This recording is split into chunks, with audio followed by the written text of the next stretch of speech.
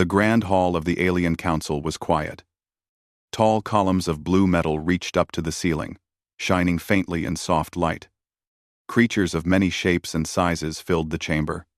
Some had thin bodies with long arms. Others had scales or fur. All of them had one thing in common: fear. They whispered to each other, eyes wide. High Speaker Voran stood on the raised platform at the front. His voice echoed through the hall. "We face something we do not understand," he said. "The edge of our territory is being destroyed. Ships vanish. Planets disappear. The stars themselves scream." The council members murmured. One alien with many eyes, its head, like a crystal, shook. "We have never seen this power. We do not know what it is. We are too weak to fight it. Hiding will not save us," said tactician Saleri. Her voice was sharp. "We cannot run. We cannot surrender. There is one choice left." All heads turned. The room was silent. Saleri continued. "The old archives speak of the Deathworlders. They are strong beyond measure. They are fearless. They are impossible to kill.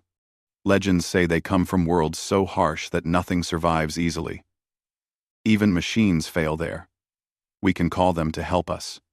The word Deathworlders made the room shiver. No one had ever met them. Only old stories told of their power. Some said they were monsters.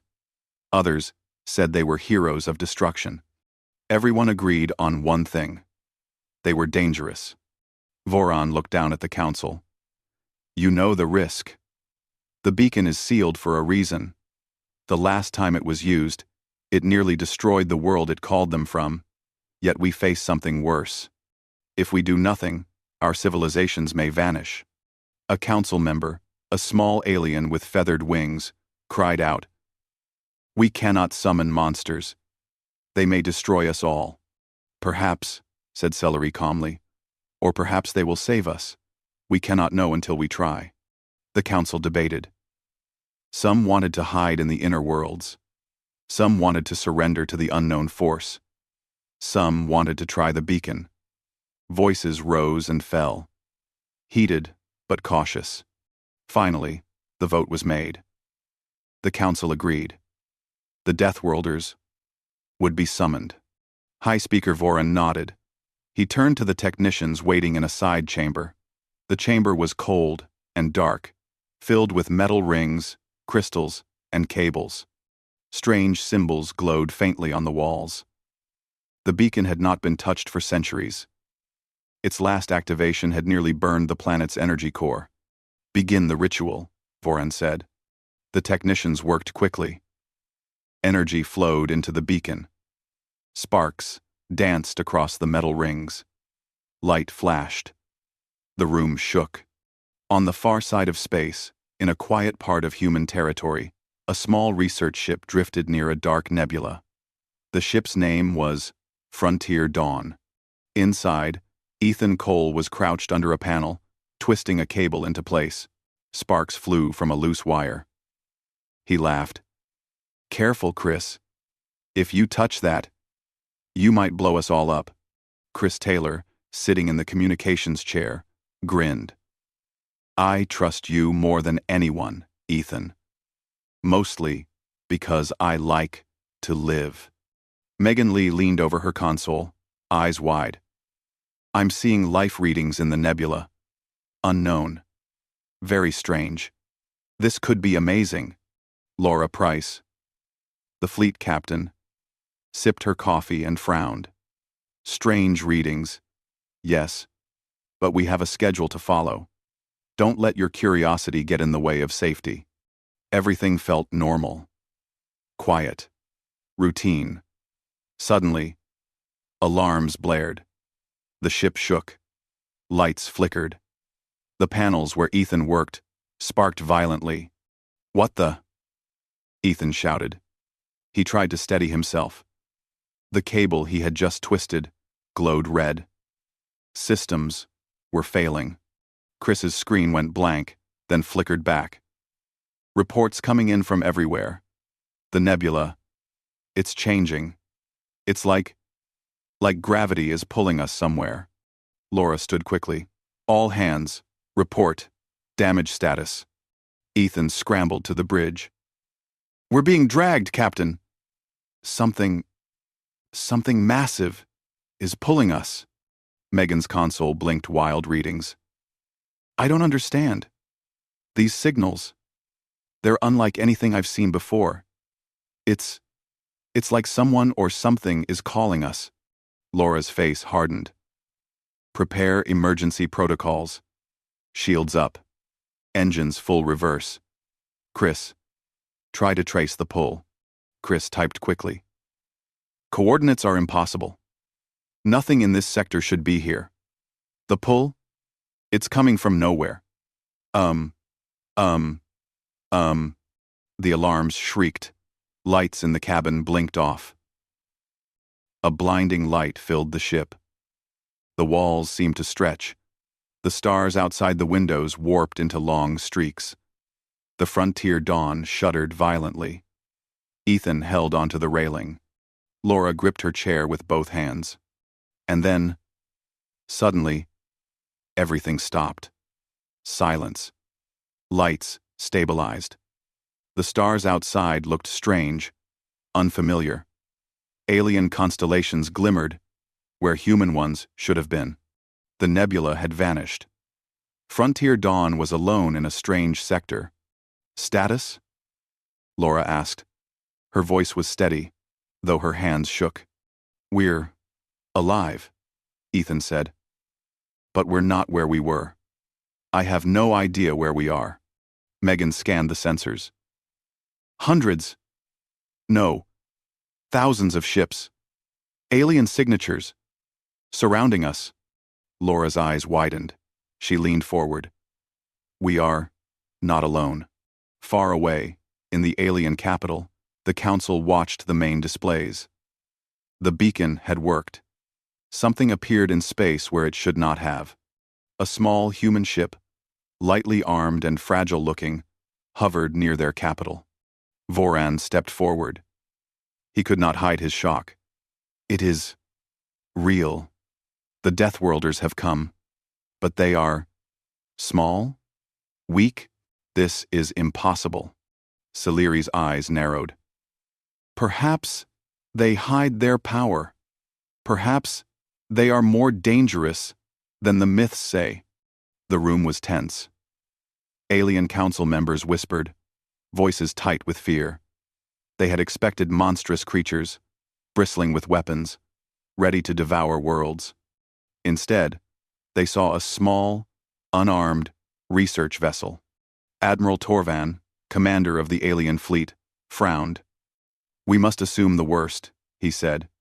They may be quiet, but Deathworlders are always dangerous. Prepare defenses. Back on Frontier Dawn, Ethan tried to stabilize the ship. Engines are holding, but we're surrounded. Shields are fine. I think they're watching us. Megan looked at the alien signatures. This is amazing. We're first contact. Maybe the first humans any alien fleet has seen. Chris laughed nervously. First contact? We're sitting ducks, Megan. This is how most humans die in the movies. Laura shook her head, taking a deep breath. No panic. We don't know their intentions yet. Stay calm. Stay sharp. We survive first. Then we figure out what's going on. Ethan tapped the controls. They're not attacking yet. Maybe they're waiting. Or they are trying to understand us. Megan glanced at the stars outside. You think they know we're humans? Laura smiled faintly. They probably think we're monsters. The myths of our homeworld spread far. We've been called Deathworlders by every alien who learned of us. And now, we're here. Chris groaned. Great. Legendary monsters. Summoned across the stars. That sounds reassuring. Chris groaned. That sounds reassuring. Ethan stared at the nearest alien ships. Whatever happens next, we better be ready for anything. They may think we are killers, but we're just a small crew trying to survive. Megan put a hand on his shoulder. Survive and learn. That's humans. We survive everything, even if everyone fears us. The alien council continued to watch the strange human ship. Voron whispered to Salieri. We thought the beacon would bring horrors. Instead, we see calm. Strange calm. What kind of Deathworlders are these? Salieri's eyes narrowed. Perhaps legends do not tell the full story. Perhaps humans are more than anyone expected. Far from the capital, Frontier Dawn drifted silently among thousands of alien ships. Laura looked at her crew. Eyes steady, voice calm. We are not monsters. We are humans. And we do not back down. Stay ready. The galaxy has just started paying attention.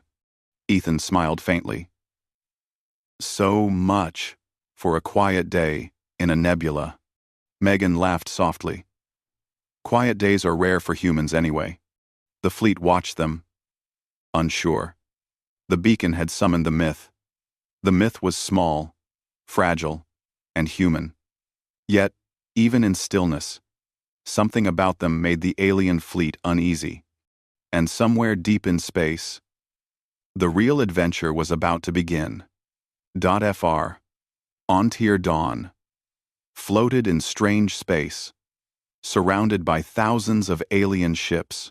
The humans were tense but alert. Every console beeped with unknown signals. Every screen flickered with alien readings. Ethan Cole leaned over the navigation console, tracing energy patterns with his fingers. Look at this, he said. They're ships. They're not moving aggressively. More like they're curious. Chris Taylor shook his head. Curious? I've been called a lot of things, Ethan. But curious, by 1,000 alien ships, is a new one. I don't like it. Laura Price stood at the bridge window, hands on the rail. She watched the alien fleet carefully. They're cautious. They don't know what we are. Let's make sure we stay predictable. No sudden moves. No surprises. Megan Lee studied the sensor readings. They're scanning us in ways I don't understand. I think they're trying to see if we are dangerous. Do they even know we're alive? Ethan tapped the control panel. I don't know. But whatever they think, we better be ready. If they fire first, we'll have little time to respond. As the humans debated, far above, in the alien capital, Admiral Torvin spoke to the council. We expected monsters. But what is this? A single human ship? Small, fragile, armed like a fishing boat. Still, we fear them. Reports from the beacon say humans survived harsh worlds, fought each other, fought nature, survived plagues, disasters, and somehow they keep coming back. They are fearless in ways we cannot measure. Salieri frowned. We do not know their true power. Perhaps the myths are only half right. Perhaps humans are far stronger than any records say. We two people before people read. Voron remained quiet. He could not hide the unease. We summoned a legend, he said softly. But we see a small vessel. The legend looks simple.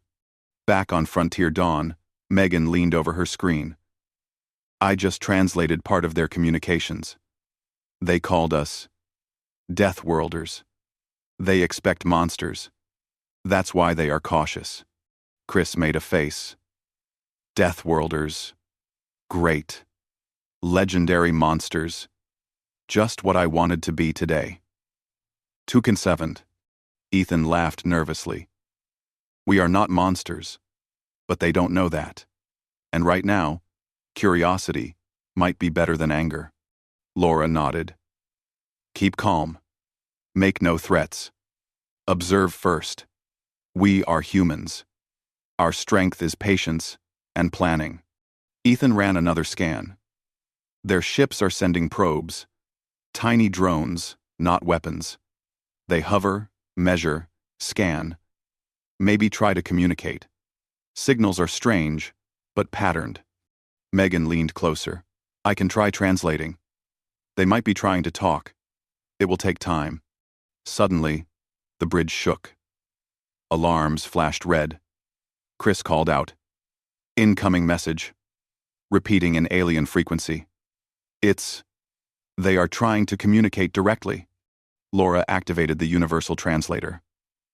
A strange voice filled the bridge. Words were rough, but understandable. Humans, you are Deathworlders, summoned by our beacon. Explain your purpose. Ethan froze. Did they just call us monsters?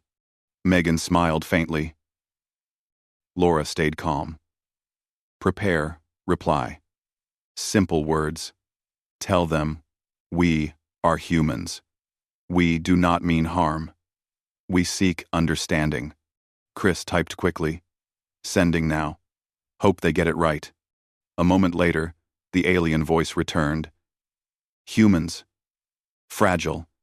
Yet, strong. This is impossible. We expected destruction. Instead, calm. Why do you survive? Ethan shrugged. I don't know how to explain that. Humans just survive. We adapt. We fight. We learn. We do not give up. Laura nodded. That is enough for now. Continue observing. Keep defenses ready, but no aggression. We are not monsters. Megan scanned further. Their sensors are everywhere. They can see us, every move, every breath almost. But they are not attacking. They are learning.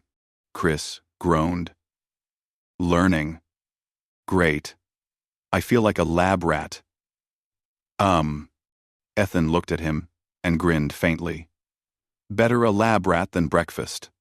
In the alien capital, the council whispered. Voron watched their messages carefully. They do not behave like we feared. They do not strike first. They speak clearly. They make decisions calmly. These Deathworlders, they may be something new, something we cannot predict.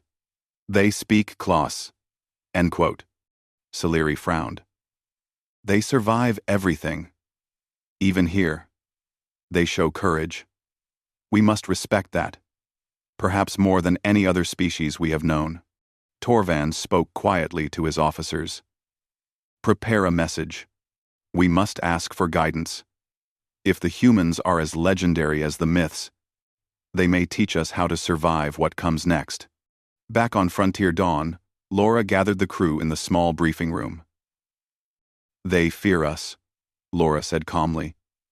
They expected monsters. They think we are powerful, unpredictable, impossible to kill. We need to use that. Not to threaten, but to show we can help. Their fleet may be our ally. If we handle this carefully. Ethan leaned forward. Help with what? We barely survived being dragged here. We don't even know what we're facing. Megan's eyes were bright. We have to learn fast. The alien readings show systems disappearing. Planets gone. Stars vanishing. Something is eating entire regions of space. And these aliens, they are terrified. If we can help them, we save lives. Maybe more than we can imagine. Chris rubbed his face. So, humans are supposed to teach aliens how to survive space monsters? Yeah, I can handle that. Not. Laura smiled faintly. Focus, Chris. Observe. Understand. Adapt. That is what humans do. That is why we survive. We will be careful, but we will not run. Ethan tapped his console. I can try interfacing with their sensors. Maybe we can see what they see, in our own language. Might help us understand them, and them understand us. Megan nodded. Good. We need every advantage. If we are to survive and help, we must know what is around us. As the humans worked, the alien council continued to debate. High Speaker Voron spoke again. These Deathworlders, small, fragile, yet fearless. They do not attack. They observe. They speak. They make choices we did not expect. Perhaps the myths were only partially true. Scileri replied. They survive where others would die. They refuse to surrender. They choose when and how to act. This is not madness. This is strength beyond measure. We must adjust our strategy. We cannot treat them as monsters. Perhaps they will lead us. Torvan said quietly. The humans have arrived. The myths are real, but different. We must learn from them, or all may be lost. On Frontier Dawn, Ethan looked at the alien fleet surrounding them. Thousands of ships, many times larger than their own, yet they hovered patiently. Some scanned, some remained still. None fired. They are waiting, Ethan said. But waiting for what? Laura shook her head. They don't know yet. We must show them we can be trusted. But also, we must be prepared for anything. Humans are calm under pressure. Yes, but this is new. Megan studied the readings. They fear our strength, but they don't understand it. They think we are monsters, but we are not. Maybe that is our advantage. We can be strong without cruelty. We can be clever without destruction. Chris groaned. I just hope clever and strong is enough to survive a fleet that expects us to be monsters. Ethan smiled faintly. It has to be. We survived worse on Earth. Maybe this is just bigger. Laura looked at them all. Listen. We wait. We observe. We prepare. We do not strike first. If they attack, we defend. If they listen, we teach. And above all, we survive. Megan tapped the comms. I will try a second message. Something simple. Friendly. Maybe it will help them understand. We are not a threat. Chris muttered. Friendly. With 1,000 alien warships staring at us. Friendly is going to feel weird.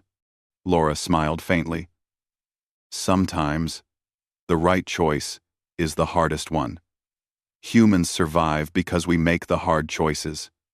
Now, let's do it again. Steady, careful, clear. Ethan ran diagnostics on the ship. Systems stable. Shields at full. Engines ready. We are small, fragile. Yes, but we are alive. And that is the first step. Megan's screen flashed. Translation, incoming. Alien voice said, Humans, you are small. Yet, not weak. You survive. We wait to learn. What is your will? Laura's eyes narrowed. Our will is simple. We survive. We help. We understand. We do not harm. We do not flee. We face what comes and adapt. That is human will. The alien fleet paused. Thousands of sensors, millions of readings, and still, they did not move aggressively. They waited. Curiosity, caution, fear, respect, all mixed together. Ethan leaned back. I think they are unsure what to do with us. Megan smiled. Good. Let's keep it that way. We can work with that. Chris rubbed his eyes. So far, humans survive. We may even teach aliens how it's done.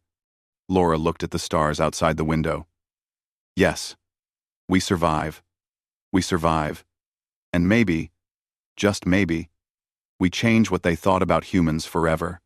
In the alien capital, Voran whispered to Scileri. The myths, the stories, They underestimated humans. Not monsters, not demons, but something harder to measure. Humans are persistent, impossible to predict. Sillery nodded slowly. They are the Deathworlders of the old stories. But different. Perhaps more dangerous than we feared. Not for cruelty, but for determination. We must watch closely. And perhaps learn from them. Frontier dawn floated quietly among the alien ships. The humans worked, observed, and prepared. The galaxy had called the Deathworlders. The Deathworlders had arrived. And the first steps of an unimaginable adventure had begun. Frontier dawn. And the alien fleet moved slowly together through empty space. Laura Price kept the ship steady, watching every sensor.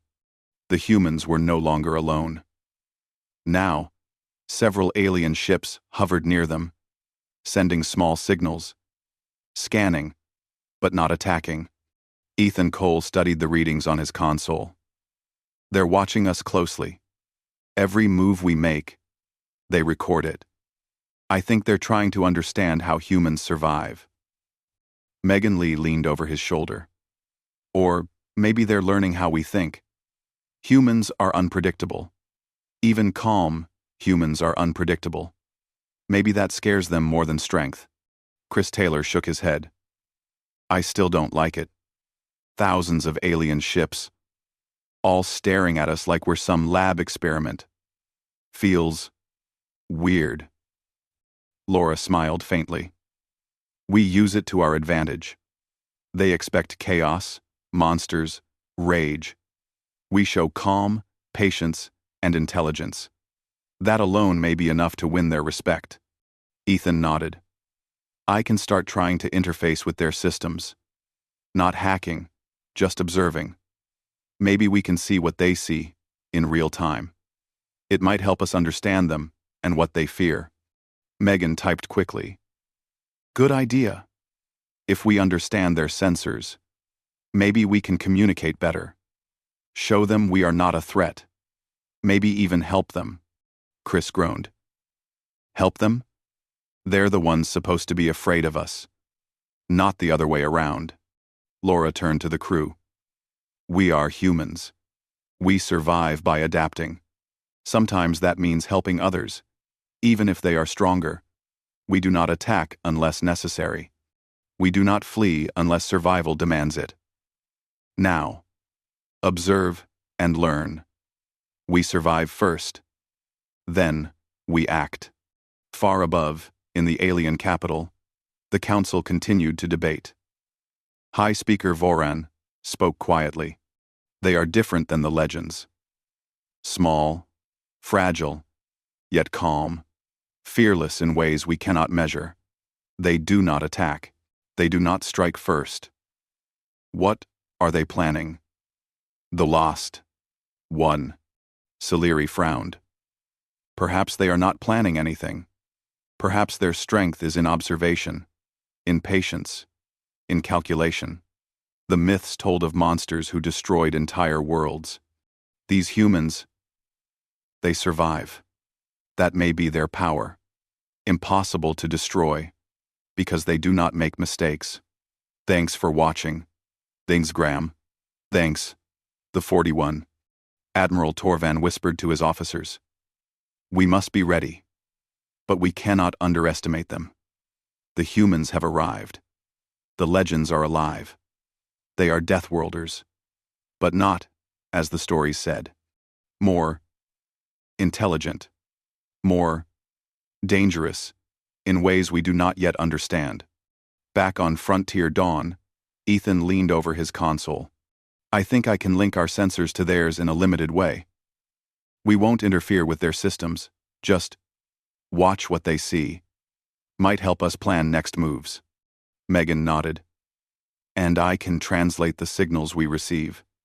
If they send messages, we can understand meaning quickly. It may prevent mistakes or misunderstandings. Chris muttered. So we spy on them to avoid being killed. That's comforting. Laura smiled. Consider it preparation. Knowledge is survival. Observation is power. Over the next few hours, Ethan and Megan worked together. They studied alien drones, signals, and light pulses. The fleet responded slowly, sending new formations, testing the humans. But Laura's crew stayed calm, reading every signal, tracking every movement, adapting to every change. Ethan finally leaned back. We can see their sensors now. We know what they are measuring. And I think they trust us enough to keep us alive for observation. We are respected? Maybe? Megan smiled. Respected. Yes. Not because they like us, but because we survive. We don't panic. We think. We act. They expected monsters. Instead, they see humans. Laura nodded. Good. Now we prepare for the real problem. We cannot just float here and wait. We have to understand the threat that made them summon us. Quote, far beyond the fleet, in empty space. Readings showed missing systems. Entire planets. Entire colonies. Gone. Sensors detected energy disruptions, strange clouds, and ghost-like patterns that seemed to consume matter and data. Megan studied them. It's like nothing I've seen before. These clouds, they eat energy, matter, even data. Computers fail near them. Messages disappear. We can't trace them. We can't stop them with conventional weapons. Something else. Something smarter is needed. Ethan frowned. Maybe they are not alive in a traditional sense. Maybe they are machines, or some form of intelligence that feeds on structure and order. Anything organized they destroy. Laura thought carefully. If that's true, then we must act differently. We cannot attack them like normal enemies. We must find their core, their control. Or we risk losing everything. Chris shivered. Finding the control core of a galaxy-eating cloud? Sounds easy enough. Megan laughed softly. It's not easy, but we can try. Humans survive hard things all the time. We adapt. We learn. That's why we are here. Vahoran watched the humans on his sensors. They understand risk. They see danger, and they do not flee. They calculate, they act carefully, and yet they move forward. This is new. This is not the chaos we expected. These humans are impossible to predict. Saleri nodded. We summoned monsters, but these humans are guardians. Cautious, patient, strong. Their actions are deliberate. They are not reckless. We must learn from them. Admiral Torvin ordered his fleet to hold formation. Observe, support, but do not interfere. The humans may know how to handle this threat better than we do. Rotor. On Frontier Dawn, Laura gathered her crew again. Listen, we have a dangerous situation ahead. An enemy that consumes matter, data, even energy. We cannot fight them with conventional weapons. We must find the core. We must understand it. And we must survive. Do you understand? We. Yes, Captain, Ethan said. His hands tightened on the console. Ready, Captain, Chris added, a hint of humor in his voice despite the tension. Understood, Captain, Megan said, eyes bright with determination. Laura nodded. Good. We begin with observation. We map the region. We study patterns. We send small probes. We gather information. Every detail matters. If we survive, it is because we act with knowledge and patience. Humans survive by thinking, adapting, and refusing to give up. That is what we will do now.